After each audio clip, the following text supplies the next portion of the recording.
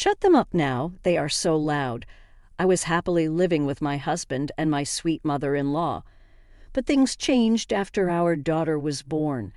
Our daughter cried at night, and I started getting yelled at and treated coldly. One day, while my husband was swamped with work at home, our suddenly crying daughter went silent in just the brief moment I looked away. But she wasn't just sleeping, she woke up convulsing. After taking her to the emergency room and hearing the doctor's diagnosis, I decided to get a divorce. My name is Michelle Stevens. I'm a 28-year-old stay-at-home mom. I live with my husband John, our daughter Emily, and my mother-in-law, making it a family of 4. I met John 6 years ago at my former job. We were hired at the same time and worked in the same department. From the beginning, I was impressed with his innovative ideas, which didn't seem like they came from someone who started at the same time as me. I was curious about what kind of person he was. He was different from our colleagues. He seemed a bit odd and kept to himself. But when I approached him, I realized he was an interesting guy, though a bit unique. For example, because he loves his job and constantly thinks of new ideas, he has a routine meal plan to avoid deciding what to eat for lunch. It's like Monday is curry, Tuesday is ramen, Wednesday is grilled fish, and so on. So it wasn't that he didn't like spending time with colleagues, but he ate alone to stick to his routine. All I had to do was adjust my lunch schedule to his, and spending time with him became easy. Though we often talked about work when we were together, I learned a lot, and I enjoyed our conversations. He had some other quirks because he's so dedicated to his job, but I found them endearing. I was the one who confessed my feelings and said, "Let's date." He laughed and replied, "I was going to ask you out soon." Our relationship didn't change much after we started dating. We didn't go on typical romantic dates. Instead, we often ate lunch together and discussed our work projects. However, for the first time since we began dating, he introduced me to his mother. He didn't like spending time on household chores because it took away from his work, so he lived with his mother. From what I heard, his family background was complicated. His parents divorced when he was 10. Jan stayed with his mother, and his younger sister, who was just a baby, went with their father. He hadn't had any contact with his father or sister since then. I was bracing myself for a very protective mother, but when I met her, she was a wonderful person. Unlike the reserved Jan, she was talkative and cheerful. She treated me just as warmly as she did her son. Sometimes when John was too busy with work, she and I would go out together. I got along really well with both John and his mother. 3 years into our relationship after John proposed, his mother jokingly said, "If John's getting married, I guess I should move out," to which I eagerly replied, "I'd be upset if you did. Living with you is one of the reasons I said yes to the proposal. If you're okay with it, please stay with us." She laughed and said, "You sure about that? I might be hard on you." I laughed it off, saying, "Bring it on." John, watching us, laughed too. For the next 2 years, we lived together without any problems. She took care of all the household chores for John and me, who were both working. Even when I offered to help, she would say, "You must be tired." Let me handle it, and she'd do everything herself. Occasionally, on weekends when John was busy working from home, she and I would cook or bake together, which was always fun. Jan remained dedicated to his job even after we got married. I believe our home was cheerful thanks to his mother, and I was grateful for that. Things started to change when I discovered I was pregnant 2 years into our marriage. I felt unwell, and at the advice of John's mother, I went to a doctor who confirmed my pregnancy. John was thrilled when I told him, but his mother's reaction was lukewarm, considering how she always rejoiced in our happy moments more than we did. I sensed something was amiss. That night in our bedroom, I asked John about it. He explained, "Mom had postpartum depression after my sister was born. Dad was working in a different city at the time, so she had to take care of both of us by herself. It must have been tough. One day she left the house with just me. I haven't seen my sister or dad since then. I regretted being so thoughtless and hurting her feelings. I didn't know there was such a backstory. If I'd known, I would have told John first and thought more about how to break the news to her. Seeing my disappointment, John smiled and said, "It's been almost 20 years since then. She'll be fine." Just as my husband said, my mother-in-law didn't change a bit from the next day onward.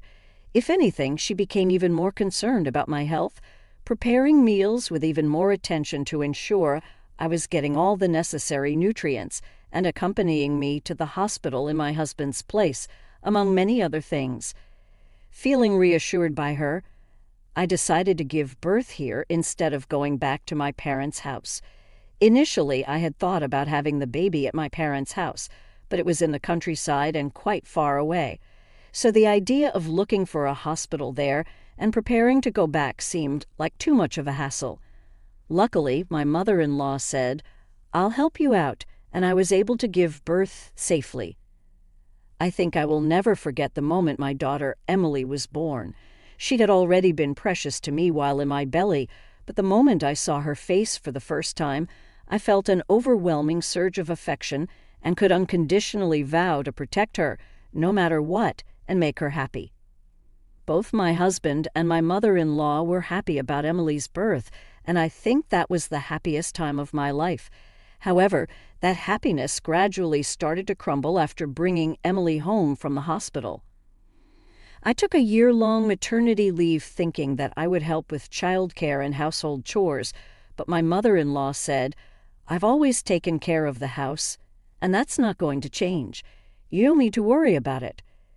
True to her word, she took care of various things around the house as she always did, but she wouldn't get involved with Emily. I even felt an atmosphere as if she was deliberately avoiding her. My mother-in-law, who always listened attentively to what I had to say, would give vague responses or pretend not to hear when the topic of Emily came up. I was saddened by my mother-in-law's behavior, which seemed like she was ignoring my daughter, but I couldn't speak up strongly because I knew about her past. Even after 6 months since Emily was born, my mother-in-law remained the same. By this time, Emily could perfectly distinguish between people's faces, recognizing her father, who didn't have much time to interact with her due to work, and would smile at him. My husband still prioritized work, but when he had the time, he would talk to Emily and try to communicate with her. So he was delighted that she started smiling at him. Around that time, Emily started having episodes of night crying. I haven't seen many other children, so I'm not sure, but I think Emily's night crying was on the severe side. She would cry nonstop for 2 to 3 hours in the middle of the night, quite frequently. I felt sorry for my husband and my mother-in-law waking up because of it. So I tried to soothe Emily in the living room or the bathroom, as far away from the bedroom as possible. However, since our house was not that big, they could still hear her. The number of times my husband and my mother-in-law mentioned that it was loud last night had increased. Although my husband is one thing, my mother-in-law usually never complained about anything, so I think this was probably the first complaint she ever made to me. I tried my best to soothe Emily, but her night crying didn't stop.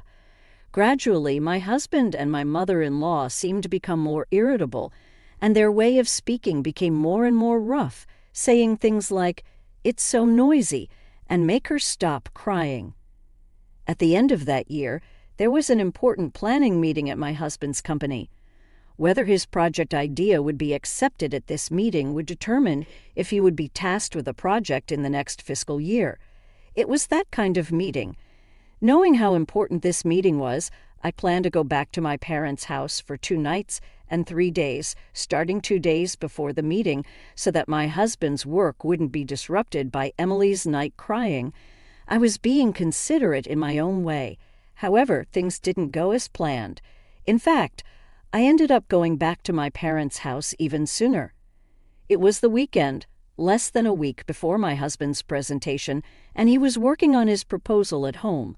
I had planned to go out so as not to disturb him, but it was raining heavily that day. Since I didn't have a driver's license, I hesitated to go out with Emily. If we went out in the heavy rain of December, Emily would surely catch a cold. That's what I thought. Reluctantly, I stayed at home, paying extra attention to not let Emily cry. However, she suddenly started crying. She had just had her milk and her diaper was clean. I was playing with her while holding her, and I didn't understand why she started crying. Trying to keep the crying sound from reaching my husband as much as possible, I moved with Emily to the bathroom, the furthest place from the bedroom where my husband was working, and tried desperately to soothe her. But Emily wouldn't stop crying. Then my husband opened the door of the bedroom and shouted, "It's too noisy. Make her stop crying now." This way of speaking was unthinkable from the husband I knew when we first got married, but this was pretty much what he had been like recently. I understand that work is important, but I thought he didn't have to speak in such a manner. I was so careful. And yet Emily started crying and I got yelled at by my husband. I felt like crying myself, thinking, but I thought that once my husband gets a break from work, things would go back to normal, and my daughter Emily, she'll stop crying someday, right? So I tried desperately to hold back my tears. I had just fed her, thinking that I needed to do something, but then I decided to give Emily another bottle of milk. I thought maybe if she's full, she might just fall asleep. Unfortunately, since I physically can't produce breast milk, I had no choice but to boil water and prepare formula. I couldn't just leave Emily in the bathroom while I made it, so I brought her to the living room and laid her down in the crib. My mother-in-law, who was there in the living room, frowned as Emily continued to cry and said, "Hey, when is she going to stop crying? John can't concentrate on his work, and I can't stand this noise anymore." Recently, my husband John and my mother-in-law have been acting like this.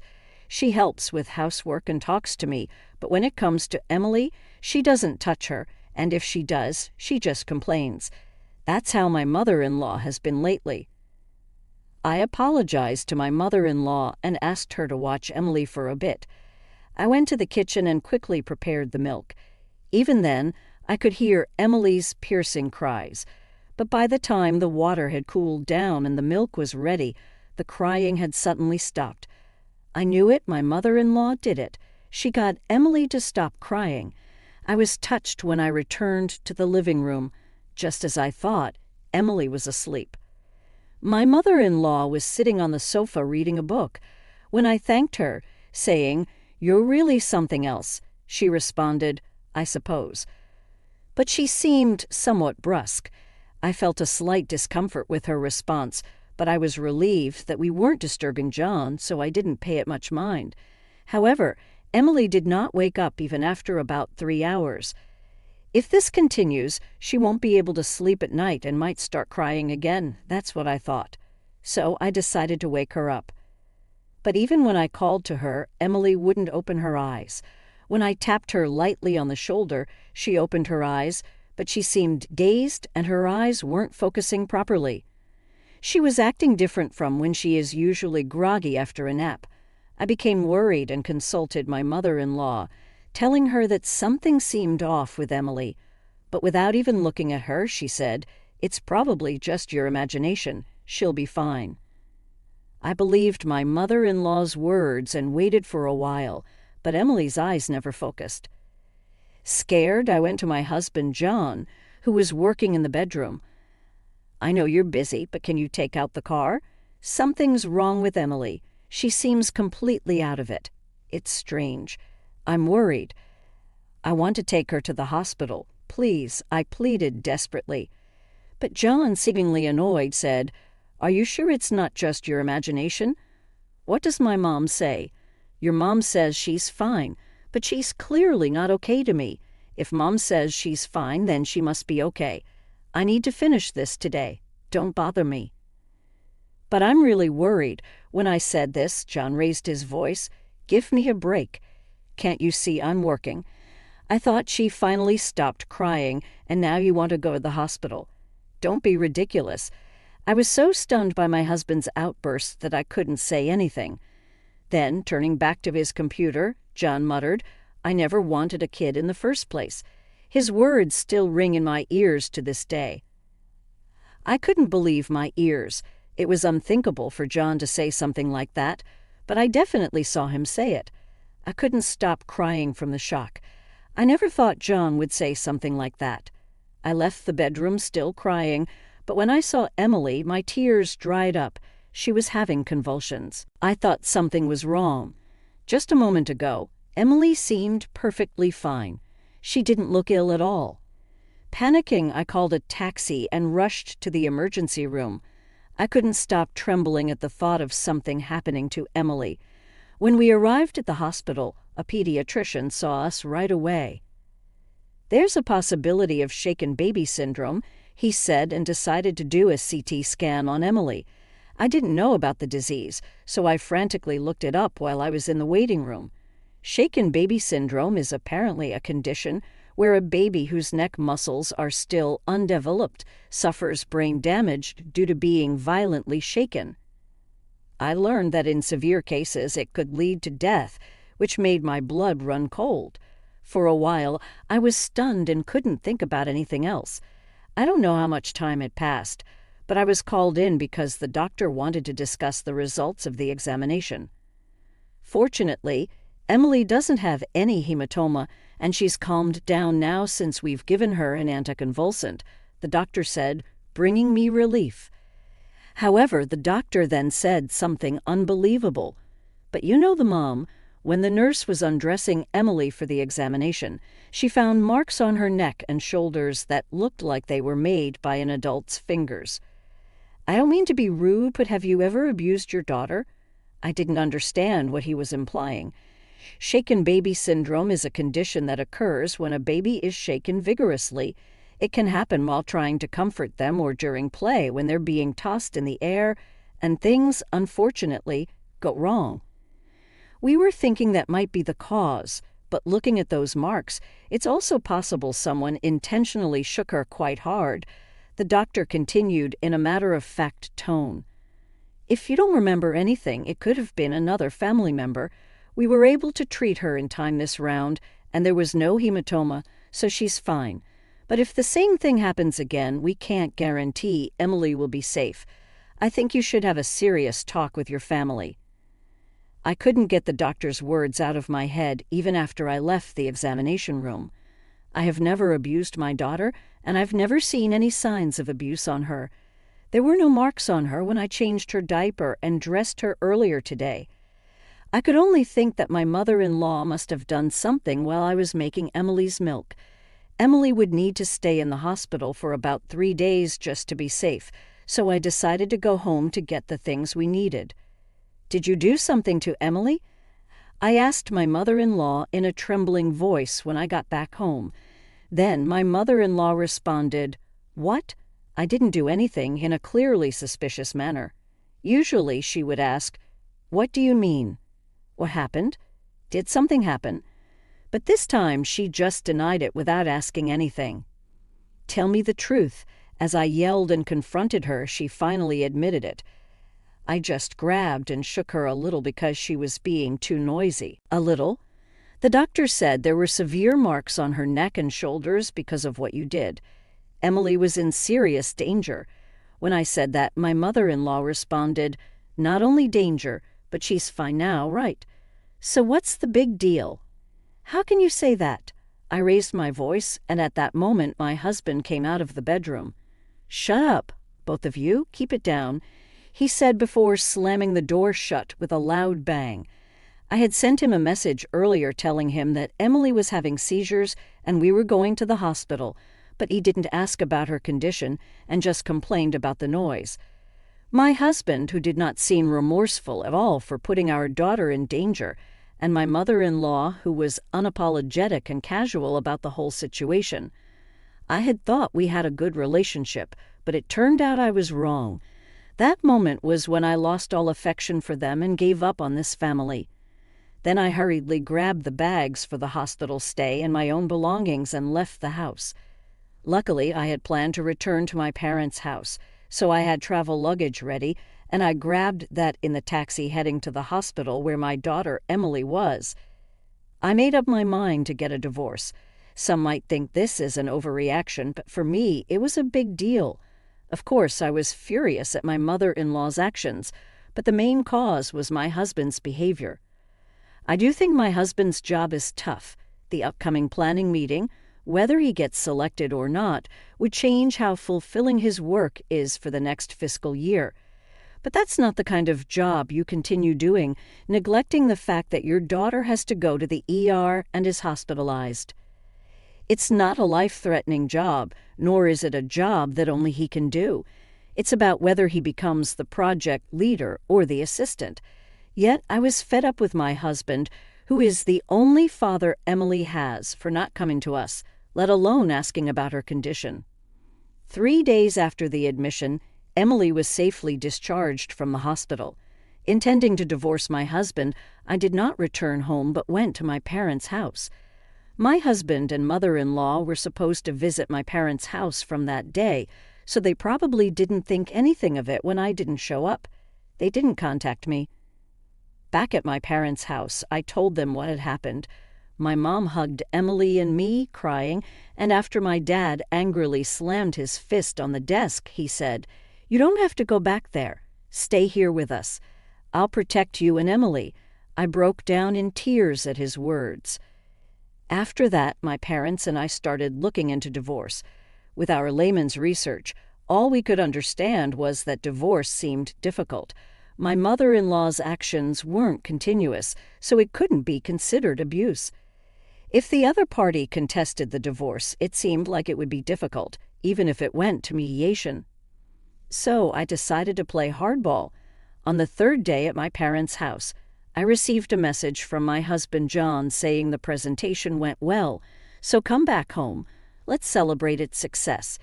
Irritated by his carefree attitude, I decided to go back home once to talk about divorce. I didn't want Emily to see John or my mother-in-law ever again, so I asked my mom to keep her at my parents' house. When I got home, John, surprised that I came back alone, finally asked, "Where's Emily? Is she still in the hospital? Is she that sick?" "Emily has been discharged. She's at my parents' house now. Why didn't you bring her back with you?" I want a divorce. Both John and my mother-in-law were stunned. What? Emily was safe this time, but what if you had shaken her more violently? If I hadn't noticed and left it be, Emily might not have made it. Thinking about it, I'm scared of you, and I tried to continue pointing out John's issues when he interrupted me.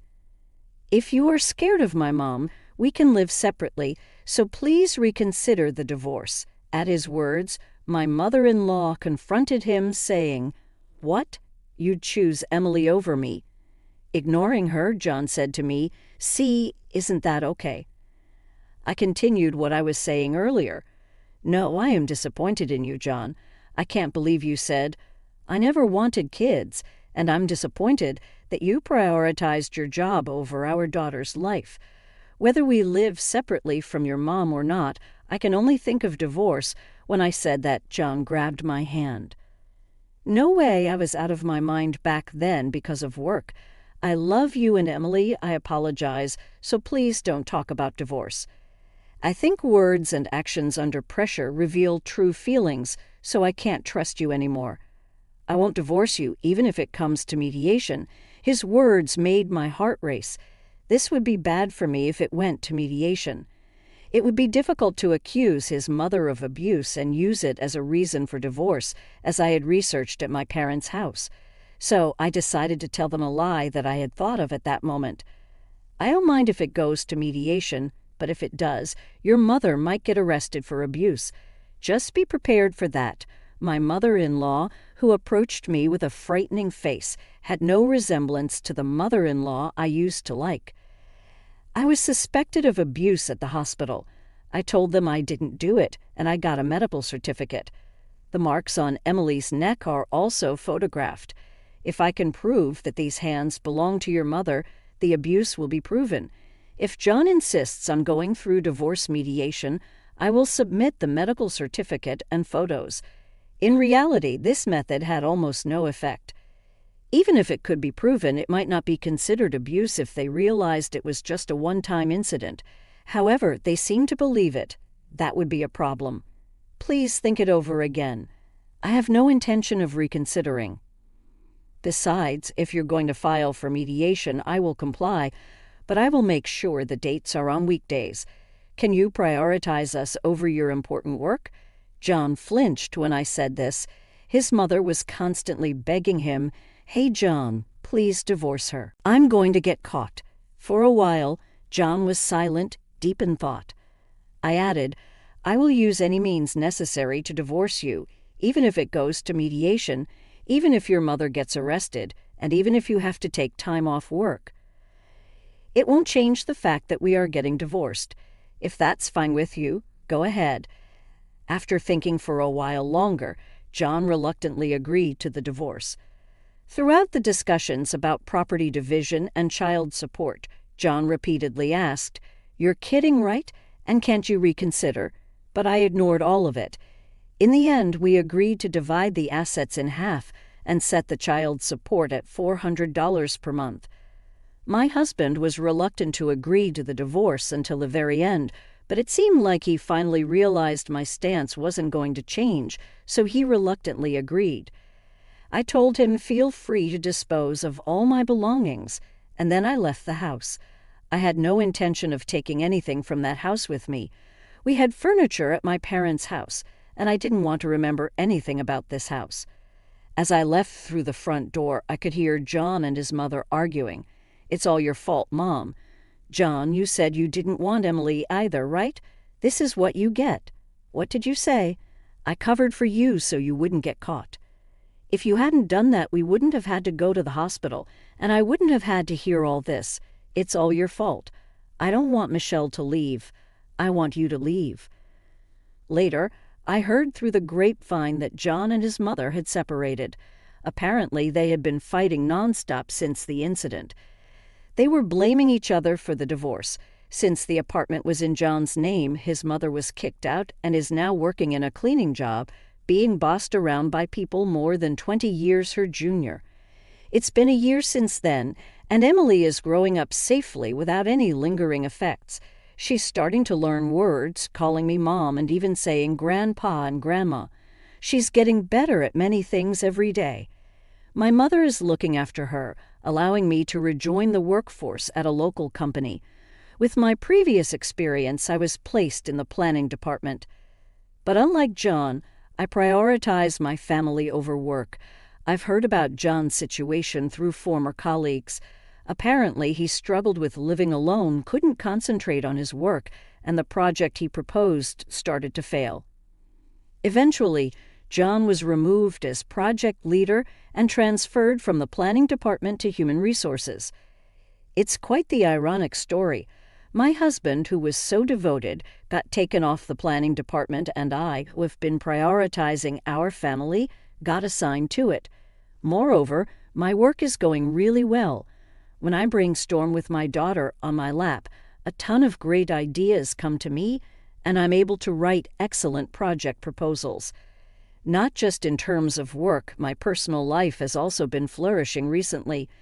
There's this single father from my workplace, and things are going pretty well between us. We first hit it off talking about our kids and have become good friends since. On weekends, taking our kids to parks or amusement parks has become a regular activity for us. His 3-year-old son has taken a liking to me, and he plays with my daughter too. He's also kind to my daughter, so I want to keep seeing him. I've just got divorced, so I'm not thinking about remarrying right away. But if things continue to go well, I hope someday I might become his wife.